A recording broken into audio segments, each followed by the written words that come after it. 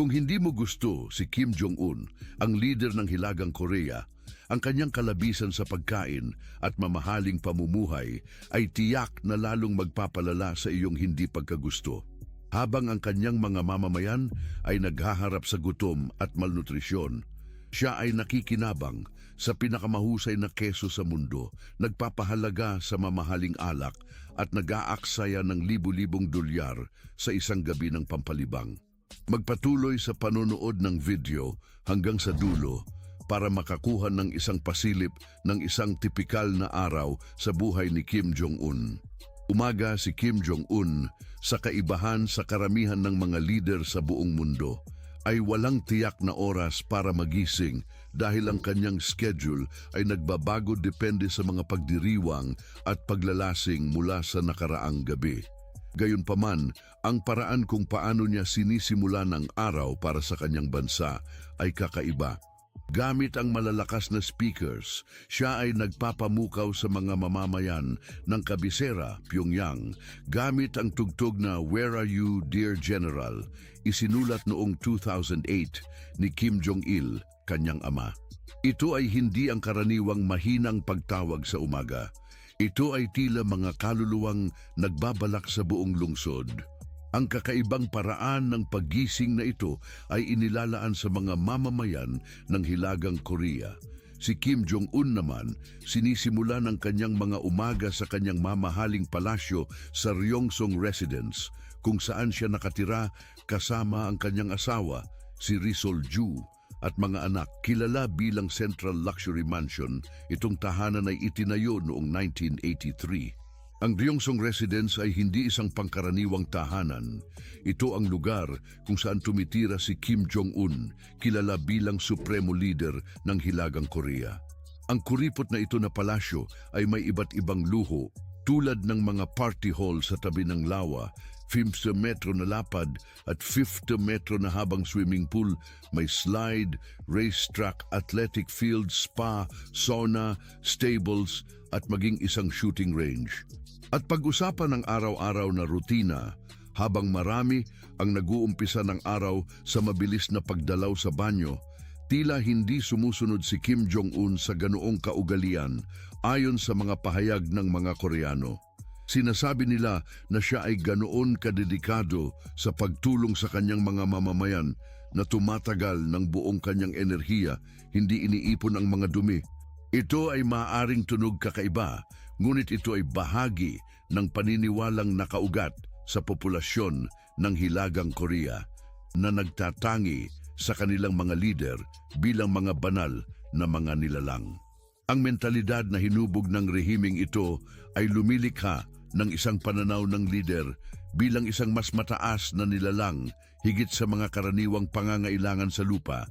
Ang mga kwento ng mga nagdesertong sundalo ay nagpapakita kung paano sila itinuturo mula sa pagkapanganak na tinitingnan ang mga leader ng dinastiyang Kim bilang mga Diyos. Sa isang bansa kung saan ang paglalaban ng utak ay isang karaniwang gawain, ang pagsamba sa leader ay isang malalim na ugat sa lipunan. Iniisip ko noon, kung mayroon akong negatibong mga iniisip, magagawa niyang patayin ako dahil alam niya ang iniisip ko. Ngunit ano ba ang pakialam ni Kim Jong-un? Wala talaga. Siya ay nagsisimula ng araw na may isang tasa ng sariwang kape na parabang siya ang may pinakamalakas na trabaho sa buong mundo. Para sa supremong leader na ang mga araw ay puno ng mga nakaapektong responsibilidad, ang isang tasa ng kape ay tila ang pinakamabisang solusyon laban sa pagkapagod. Ang tasa ng kape sa umaga ay marahil ang tanging bagay na maaaring makaugnayan ng karamihan ng mga tao. Gayunpaman, huwag kang agad magbigay ng konklusyon dahil ang pagkakatulad ay natatapos doon. Habang marami sa atin ang pumipili ng simpleng tasa ng kape, pumipili ang leader ng Hilagang Korea ng pinakamahusay na haluang kape mula sa eksotikong kape na maaaring mabili ng pera na tiyak na hindi mura. Si Kim ay isang mananamnam ng pinakamahusay na Brazilian coffee na isa lamang sa maraming luxury items na ipinapasok niya para sa kanyang sariling kasiyahan at para sa kanyang mga pribilehiyadong bilangguan.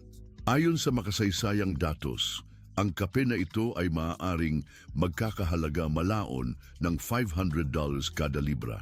Inaakala na ang Hilagang Korea ay nakapag-import ng halos $1 milyong ng Brazilian coffee lamang noong 2016 para sa kanilang supremong leader.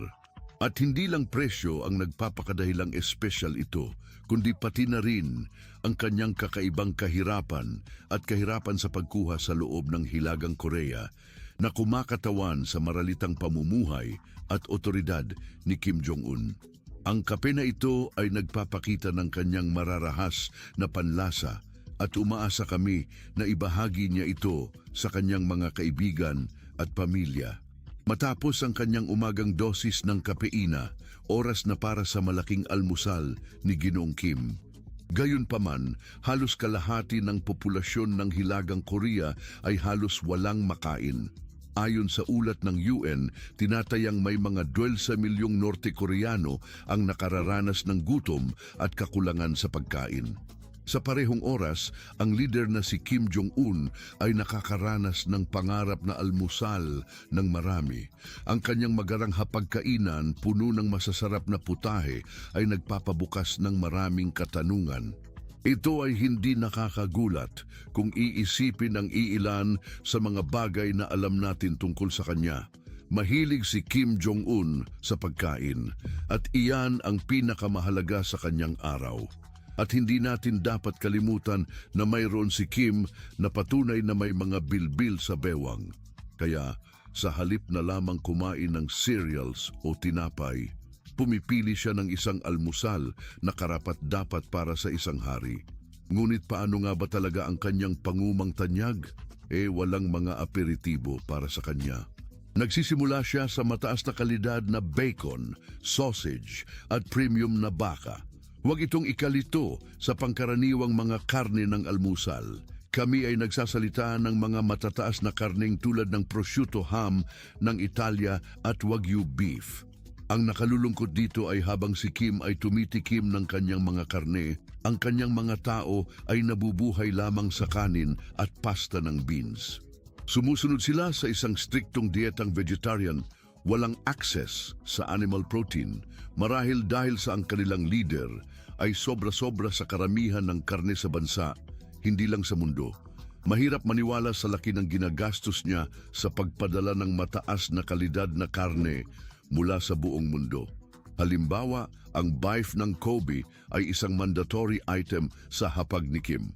Mas gusto niya ito na medium rare at ang availability ay pareho rin.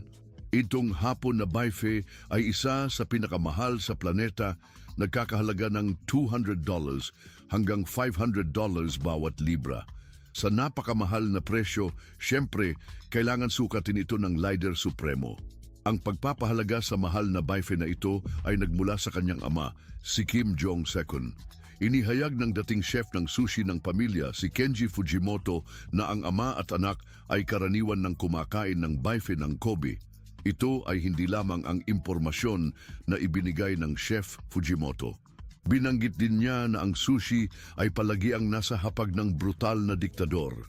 Bagaman karaniwang itinuturing na masustansya ang sushi kay Kim Jong-un, walang pag-aalinlangan, mas gusto niya ang isang hindi gaanong malusog na bersyon. Ang leader ng Hilagang Korea ay paborito ang sushi na gawa sa toro, ang matabang bahagi ng tuna. Hindi nakakagulat na bumigat siya ng 300 pounds. Gayunpaman, hindi natin maaaring lahatin ang sisi sa sushi. Ang timbang ni Kim ay higit na nauugnay sa kanyang hindi nagbabagong pagmamahal sa Swiss Emmental cheese. Sinubukan niya ito habang nag-aaral sa Switzerland at ang natitirang kasaysayan ay istorya na. Hindi nakapigil si Kim sa ganitong mapang-akit at marangyang handaan. Ang kanyang pagkahilig ay umabot sa isang nakakabahalang punto ng noong 2014, magkaroon siya ng gout dahil sa labis na pagkain ng keso. Ngunit itinigil na ba niya ang pagkain nito? Mukhang malabo. Noong parehong taon, pumunta ang mga autoridad ng Hilagang Korea sa isang French dairy school upang kumuha ng sophisticated cheese para sa kanilang leader. Nais nilang matuto kung paano ito gawin, ngunit tinanggihan sila. Kilala ang notorious na leader na ito, tiyak na makakahanap siya ng paraan. Walang bagay na hindi niya kayang abutin, hindi mahalaga kung gaano kalaki, bihirang o kahit na ipinagbabawal pa. Narito ang iyong narinig. Inuulam din ng leader ng Hilagang Korea ang lobster at caviar. Ang parehong mga bagay ay ipinagbabawal pumasok sa Korea ng United Nations, ngunit walang pagbabawal ang makakapigil sa kanya. Nag-i-import pa rin si Kim ng pinakamahusay na caviar mula sa Caspian Sea at mataas na kalidad na lobster upang masiyahan ang kanyang kahilingan para sa mga piling seafood, kahit na sinubukan niya at ng kaniyang ama na parehong umiibig sa mga lobster na itatag ang isang puok ng pasas para sa mga lobster ng tubig tabang sa kanilang tahanan, hindi ito naging matagumpay. Kaya kinakailangan niyang gumamit ng pangangalakal. Isa pang karne ng karagatan na kanyang ini-enjoy ay ang sopa ng aleta ng pating, isang mausisang lutuin na marapat para sa isang kontrobersyal na leader. Ang nirerespeto mula sa silangang Asya ay sobrang kilala kaya't nagdulot ito ng halos pagkaubos ng mga pating, nagpapataas ng maraming mga alalahanin sa pangkapaligiran at etika. Pero kung si Kim ay hindi nag-aalala sa mga nuclear na epekto, bakit siya mag-aalala sa mga pating? At kung iniisip mo na kadiri ang uminom ng sopa ng pating, abangan mo na lang ang tungkol sa alak na may ahas, ang paborito ng supremong leader na may patay na ahas sa loob ng bote. Ang kanyang pinipiling inumin na walang alak ay payapa, kaibahan sa kanyang hindi malusog na dieta at kakulangan ng ehersisyo sa kanyang umaga. Umaasa siya sa isang mataas na antas na team ng mga siyentipiko na inilaan sa pagpapahaba ng kanyang buhay. Tilang nagpupursigi sila upang tiyakin na mananatiling supremo leader siya ng walang katapusan. Nagpapakita ang mga ulat mula sa Washington Post na si Kim Jong-un ay tumatanggap ng medikal na pangangalaga mula sa isang team ng mga doktor na Ruso na regular na bumibisita upang bantayan ang kanyang kalusugan at magbigay ng mga injection at gamot. Ang kanyang personal na kusinero ay nagluluto ng mga nakapagtatamis na pagkain na may mga sangkap tulad ng blueberries, itim na bawang at ginseng na itinuturing na mga milagro laban sa pagtanda. Luxurious na estilo ng buhay, di ba? Kasama sa kanyang araw-araw na gawain ng pagbisita sa mga pabrika, lugar ng konstruksyon, mga taniman at mga pamilihan. Ang mga aktibidad na ito ay bahagi ng isang kampanya ng propaganda upang ipakita na si Kim ay nag-aalala sa kapakanan ng mga mamamayan ng Hilagang Korea. Gayunpaman, ang kanyang pampublikong imahe ay kaibahan ng kanyang tunay na kalooban. Bago lumabas sa publiko, siya ay dadaan sa isang mahusay na proseso upang magmukhang isang hari. Tapos lahat, siya ay ang supremong leader. Ang kanyang estilo at itsura ay maingat na pinaplano, na may madilim na damit at isang natatanging pampalda na nagsasalamin sa kanyang mahigpit at sopistikadong personalidad.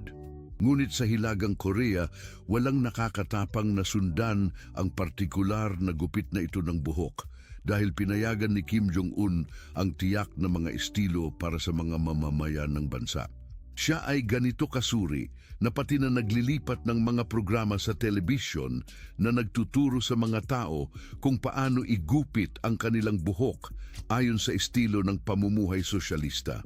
Mayroon lamang na 28 na estilo ng buhok ang naaprubahan ng Estado, 18 para sa mga kababaihan at 10 para sa mga kalalakihan.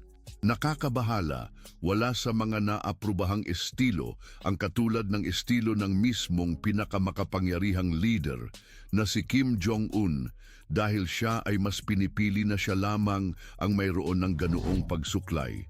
May ilan na naglalarawan na ito ay katulad ng isang kabute, isang walis tambo o kahit isang pinya. Gayunpaman, mas mainam na itago na lamang ang inyong mga opinyon dahil hindi tinatanggap ni Kim ang mga kritisismo. Sa huli, siya ang pinakamakapangyarihang leader ng Hilagang Korea. At sino ba ang nangangailangan ng lohika at rasyonabilidad kapag mayroon kang karunungan mula sa leader na ito?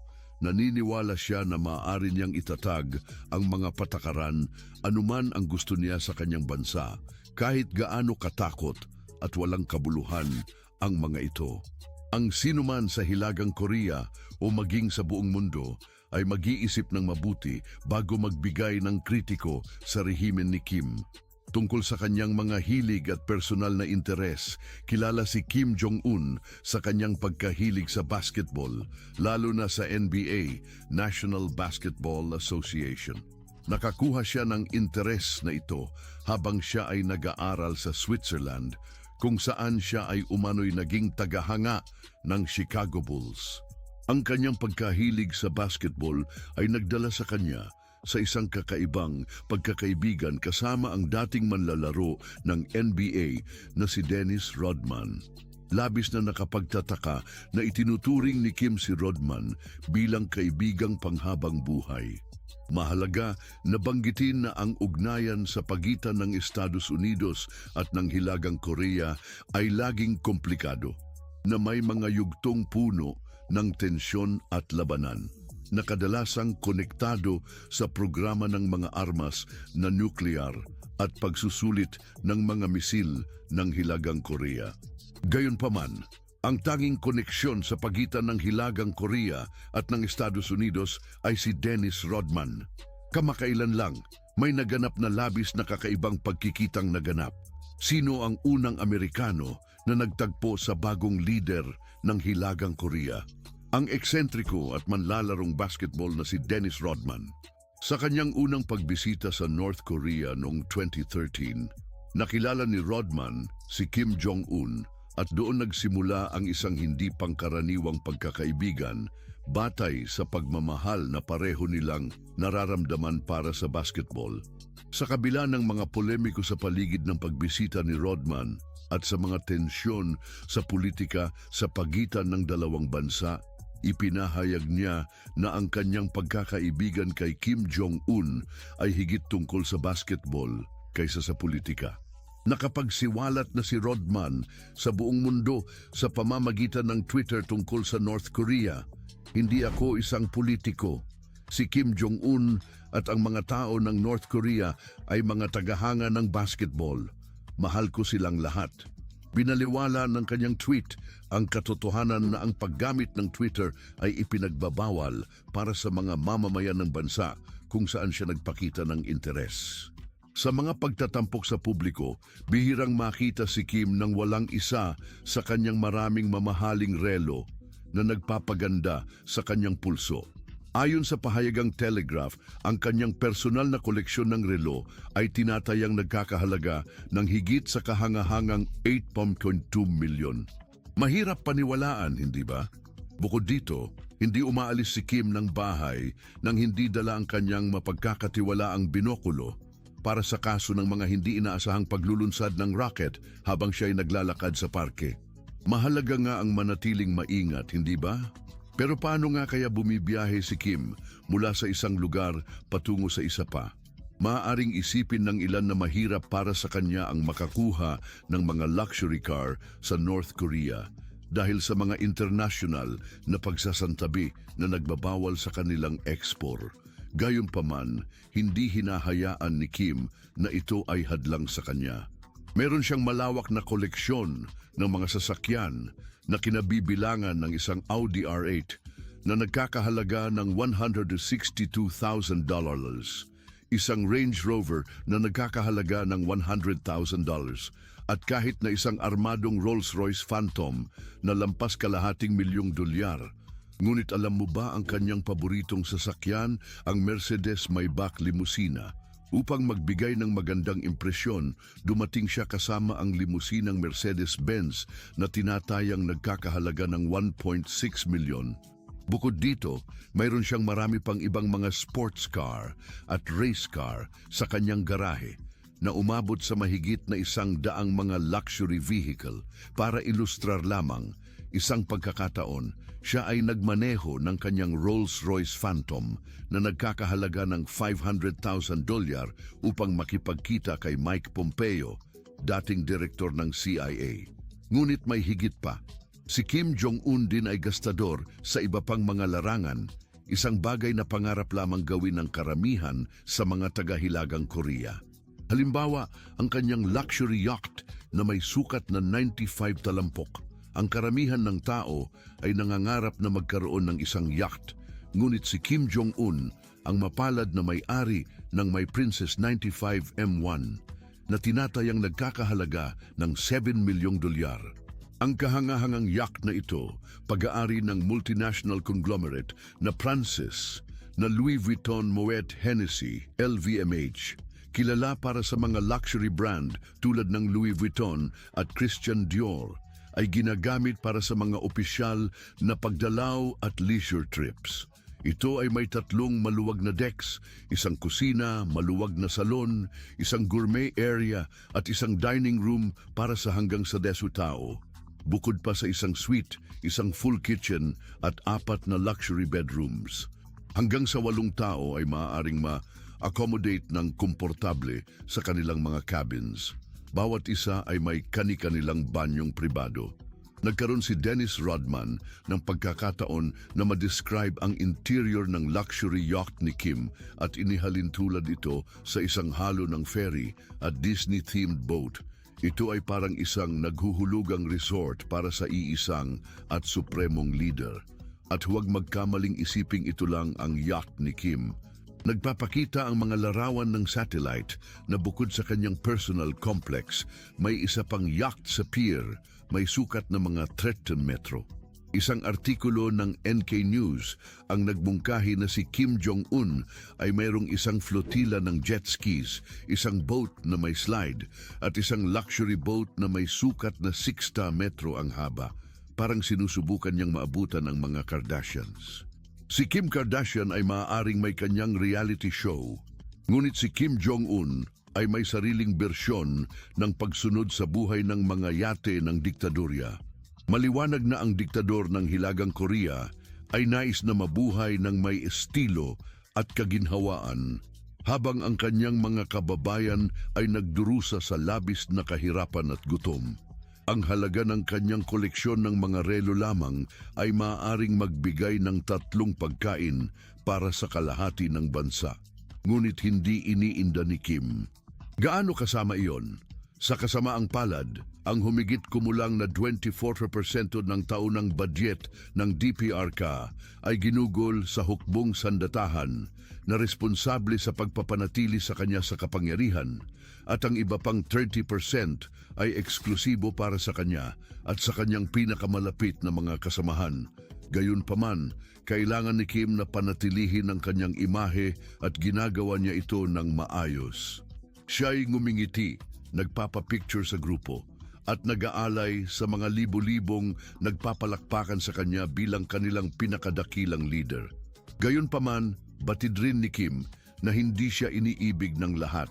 Handa siyang gumastos ng milyon-milyon sa kanyang personal na seguridad, palaging inililibot ng isang koponan ng mga bantay na lubos na pinaghandaan. Upang maging bahagi ng eksklusibong kilalang grupong ito, kinakailangan na hindi hihigit sa 5 metro ang taas, dahil ayaw ni Kim na may mas mataas sa kanyang grupo. Bukod dito, nakatira siya sa isang lubos na protektadong tahanan na may mataas na pader, mahigpit na pagsusuri at mga kamera ng seguridad. Isinasagawa ni Kim ang kanyang mga komunikasyon sa paraang kriptograpado at umaasa sa mga tapat na tagapayo. Ang kanyang malawak na planong seguridad ay kasama ang paggamit ng 3 magkakaparehong eroplano sa kanyang mga biyahe, mga last-minute changes sa plano ng flight, at mga sasakyang pandistraksyon sa lupa, lahat ay upang guluhin ang posibleng banta.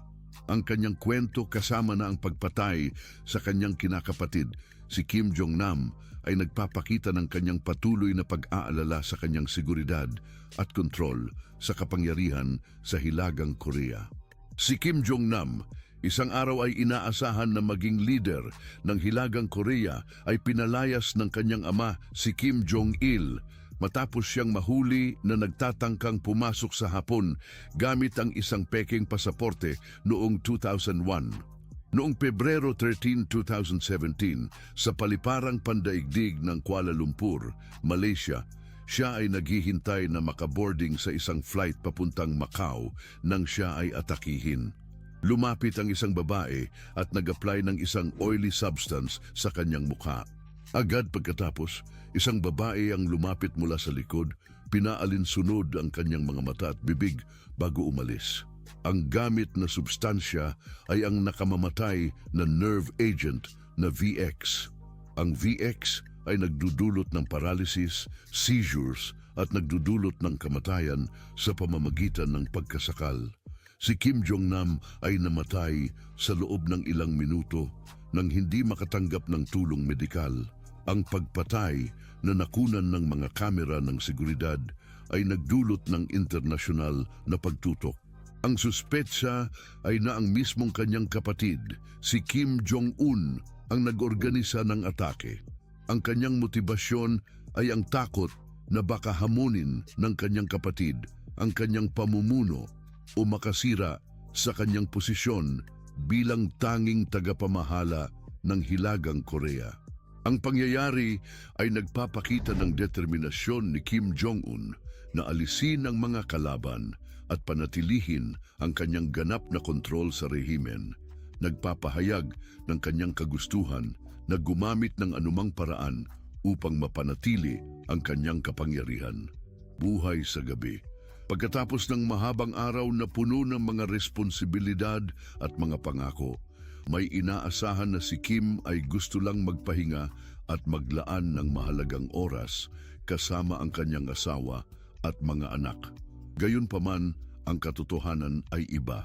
Inilalaan ni Kim ang kanyang mga gabi para sa kanyang sariling aliwan. Isa sa pinakamahusay na paraan ng aliwan na ito ay ang kanyang pribadong teatro, kung saan siya nanonood ng mga pelikula at mga programa sa isang napakalaking screen na may mataas na kalidad ng tunog. Karaniwang iniimbita ni Kim ang kanyang mga malalapit na kaibigan, mga kamag-anak at mga tapat na opisyal na sumama sa kanya upang manood ng kanyang mga paboritong pelikula at programa. Ayon sa mga ulat, nag-i-enjoy si Kim mula sa mga blockbusters ng Hollywood hanggang sa mga animated na palabas ng Disney, kabilang ang mga pelikula ni James Bond, mga action movie na pinagbidahan ni Jean-Claude Van Damme at Arnold Schwarzenegger, mga musical tulad ng The Sound of Music at Les Miserables, at mga dokumentaryo tungkol sa hayop at kalikasan. Bukod dito, gusto niyang manood ng mga dayuhang channel tulad ng CNN at BBC upang manatiling updated sa balita ng mundo. Minsan, inaabangan pa niya ang mga K-drama at pelikula na nakakatawa kung iisipin dahil bawal ito sa Hilagang Korea. Ang pribadong teatro ni Kim Jong-un ay hindi lamang isang lugar ng aliw, kundi pati na rin ng propaganda. Ginagamit niya ito ng madalas upang ipakita ang kanyang mga tagumpay at kapangyarihan sa mga panauhin.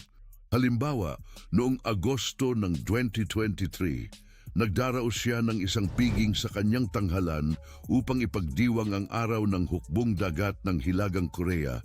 Inimbitahan ng daan-daang mandirigma at opisyal upang manood ng isang video ng pinakabagong pagsusuri sa nuklear ng bansa. Sa video, ipinapakita ang isang modelo ng missile na dekoradong mga bulaklak at bandila sa isang entablado sa harap ng screen. Pumalakpak at nagdiwang ang mga panauhin habang nakikitang inililipad ang misil patungo sa kalangitan. Kapag nag-uusap tayo ng aliw, hindi maitatangging hindi mapansin ang kahalili sa mga handaan na inorganisa ni Kim Jong-un. Kilala siya sa pagtataguyod ng mga marangyang handaan na nagbibigay buhay sa konsepto ng kasaganaan sa isang bagong antas. Nagkaroon si Dennis ng pagkakataon na dumalo sa isa at iniulat na laging nasa paligid ng host ang mga 50 hanggang 60 katao sa lahat ng oras na nag-e-enjoy sa mga cocktail at walang tigilang tawanan. Kung umiinom ka ng isang bote ng tequila, iyon ang pinakamahusay na tequila. Nagbibigay siya ng pinakamahusay sa lahat ng bagay na ninanais mo. Ang mga marangyang handaan na ito ay sinasalubong ng mga masarap na pagkain, inumin, at higit sa lahat, mga babae. Na nakakatulad, si Supreme Leader ay kilala rin sa pagkakaroon ng isang lihim na harem, bagaman hindi na gaanong lihim ang kalagayan na iyon. Ito ay isa lamang sa mga ekstrabaganteng bahagi ng kanyang buhay. Ang mga lihim na harem na kilala bilang Kipumjo sa Hilagang Korea ay grupo na may mga 2,000 na kababaihan na tungkulin ay pasayahin si Kim Jong-un at ang kanyang mga mataas na opisyal sa bansa. Ayon sa mga ulat, ang mga babaeng ito ay nahahati sa iba't ibang kategorya. May mga kumakanta at sumasayaw, may iba namang nag-aalok ng masahe at mayroon ding naroon para sa mas intimate na mga gawain. Posible na ikaw ay nagtatanong kung totoo ang pagkakaroon ni Kim Jong-un ng isang magandang asawa, si Ri Sol-ju, na pampublikong ipinakikilala bilang bahagi ng isang tradisyonal na pamilya. Gayunpaman, may mga spekulasyon na kahit kasama ang leader sa mga pampublikong okasyon, ang asawa ay naroon upang mapalakas ang imahe ni Kim Jong-un bilang isang normal at maawain na leader sa paningin ng mamamayan. Anuman ang kanyang sitwasyon sa pag-aasawa, siya ay gumagawa ng anuman ang kanyang nais sa mga alipin na nagpapakita ng malalim na pag-aalala para sa hitsura ng kanyang harem. Kakagulat, noong 2016, gumastos siya ng halos $3.8 million lamang para sa mga pambabae na lingerie. Siya rin ay nagpapailalim sa kanila sa mga seryosong medikal na pagsusuri upang tiyakin na sila ay mananatiling nasa magandang kalagayan. May mga nagsasabi rin na bumibili siya ng mahal na alak sapagkat naniniwala na ito ay mayroong mga tradisyonal na medikal na gamot sa Hilagang Korea na maaaring magpataas ng potensya ng isang tao. Habang ang lokal na inumin ay abot kaya at madaling makuha, maliwanag na hindi ito tumutugma sa panlasa ni Kim. Sa halip, sa kabila nito, siya umano ay naglalabas ng hindi bababa sa $30 million kada taon sa pag-aangkat ng mga inumin para sa bansa para sa kanyang mga elitista. May pati mga chismis na siya ay nag-aangkat ng mga dekalidad na equipment ng sauna para makatulong sa kanya sa pag-ahon mula sa hangover. Kakaiba rin ang katotohanan na siya ay regular na nag-i-import ng mas maraming alak para sa kanyang personal na paggamit kaysa sa karamihan ng tao ang iinumin sa kanilang panghabambuhay. Noong 2019, halimbawa ang Dutch port ng Rotterdam ay nakumpiska ang 90,000 bote ng Russian vodka na inakalang para sa Pyongyang. Sa Rotterdam, isang barko na kaugnay ng isang kilalang Chinese company na kilala bilang COSCO Shipping ay na-intercept base sa impormasyon mula sa Russian Ministry of Foreign Affairs. Matapos masuri ng customs, mga 3,000 kahon ng vodka ang natagpuan sa sakay. Inilagay noon ng United Nations ang isang embargo sa pag-export ng mga artikulo ng luho sa North Korea. Ngunit sa mga huling taon, sinusubukan ng North Korea na talungin ang mga internasyonal na parusa. Ayon sa mga ulat, ang vodka na ito ay inilaan para sa kasiyahan ni Kim Jong-un at ng kanyang mga opisyal sa militar na may mataas na ranggo.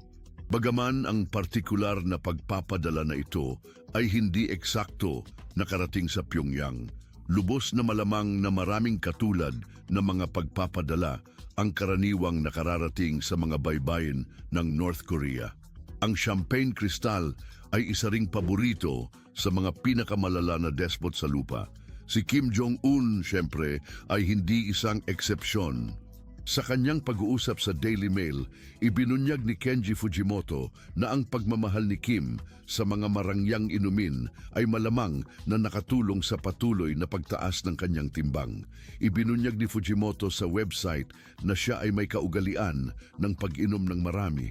Ang kanyang paborito ay ang kristal, karaniwan nitong iniinom ang 2 bote sa isang upuan. Itinatag ni Louis Rodre ang kristal noong 1876 sa kahilingan ng Tsar Alexander II ng Russia. Inilarawan ng Louis Rodre ang kristal bilang isang siyampan na may kakaibang balanse at pagiging sosyal. Ang kristal ay kilala sa kanyang maimpluwensyang tekstura at bango ng prutas. Ngunit mahalaga ring maipunto na napakamahal nito. Ang mga bote ay karaniwang ibinebenta ng higit sa $100 at ang ilang mas malalaking laki ay higit sa $11,000. Dahil ang pangalan ng kristal ay halos naging kapalit ng isang napakaluho at ekstravaganting pamumuhay, hindi nakakagulat na nagustuhan ni Kim ang naturang inumin. Bukod dito, sinusuyod niya ang mamahaling Hennessy, isang kilalang marka ng French cognac. Noong panahon ng pamumuno ni Kim Jong-il, inaakala na inilalaan ng North Korea ang halos $1 million taon-taon sa Hennessy na nagkakahalagang mga 630 bawat bote sa bansa. Upang maipaliwanag, ang halagang ito ay lampas sa karamihan ng taunang sahod ng mga hilaw pang Koreano. Madalas na nakikitang nakikinabang si Kim Jong-il sa Hennessy sa mga pulong at internasyonal na mga kumbensyon na nagpapahiwatig kung maaaring minana ni Kim Jong-un ang paghanga na ito. Maaaring may mga bakas pa rin ang koleksyon ng Hennessy ni Kim Jong-il na naitago sa isang lugar.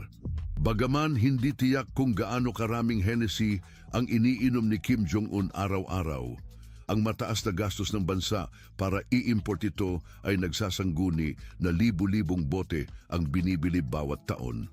Kahit may kanyang military attaché, mga katuwang at personal na entourage, ang halagang ito ay nagpapakita ng isang kahangahangang dami ng konyak. Ayon kay Kenji Fujimoto, lubos na ini-enjoy ni Kim Jong-un ang Pranses na alak at maaaring uminom ng hanggang 20 bote ng Bordeaux sa isang gabing pagkakataon. Subalit ang katotohanan ng pahayag na ito ay maaring maitanong mula sa isang taong nagsabing nagsimula si Kim sa pagmamaneho sa 3 taong gulang. Pagdating sa gastos, maaring magkaiba-iba ng malaki ang mga vino ng Bordeaux mula sa mga kaya sa bulsa na mayroong ilan lamang na dolyar kada bote hanggang sa mga sobrang mamahalin, umaabot sa libu-libong dolyar, depende sa vineyard at taon. Hindi malamang na magpapakahirap si Kim sa mga murang opsyon. Tungkol sa pahayag na 10 bote sa isang gabing pagkakataon, sa pag-iisip na ang isang tipikal na bote ay may mga 5 baso ng wine, nasa mga 50 baso ang posibleng iniinom ni Kim sa nasabing okasyon na hindi malilimutan. Para sa paghahambing, kahit 5 baso ng wine kada linggo ay maaaring magdulot ng malaking negatibong epekto sa kalusugan at maaaring magbunga pa ng pababang inaasahan na buhay. Ang kaalaman patungkol sa epekto sa kalusugan ng isang umaabot sa 10 baso ng wine sa isang pagkakataon ay limitado dahil sa napakahirap na iwasak ang gayong gawain ng hindi nawawala ang malay o hindi humahantong sa malalang problema sa kalusugan. Kapag may bilyon-bilyong kayamanan, malabo na hanapin ang sarili sa pagbili ng sigarilyo sa kanto ang tindahan. Ito ang pangyayari ni Kim Jong-un na namumuhunan sa mga mamahaling sikareto na Pranses tulad ng Marlboro at Dunhill, pati na rin sa mga dekalidad na merienda na tradisyonal na kinakain kasama ang mga alak. Ang paboritong bersyon ng Yves Saint Laurent para sa kanya ay nagkakahalaga ng $44 bawat pakete, habang ang kasamang leather case ay nagkakahalaga ng $155. Mukhang hindi makapaniwala, di ba? Ang gabi-gabi ni Kim ay malinaw na kakaiba at hindi gaanong malusog. Sa gabi, si Kim Jong-un ay nakikilahok sa mga talakayan tungkol sa mga isyu ng bansa na pumapanatili ng imahe ng aktibong pangunguna. Bagaman ang kanyang mga desisyon ay pangunahing tinitingnan ng kanyang mga mapagkakatiwalaang tagapayo at mga eksperto, ang mga pulong na ito sa gabi ay nagbibigay ng impresyon ng direkta paglahok sa mga pambansang usapin. Ang simbolikong paglahok na ito ay nagtuturo kay Kim Jong-un na manatiling may imahe ng isang leader na tunay na interesado sa kabutihan ng kanyang bansa. Bagaman ang paggawa ng mga praktikal na desisyon ay kadalasang umaasa sa kanyang mga tagapayo.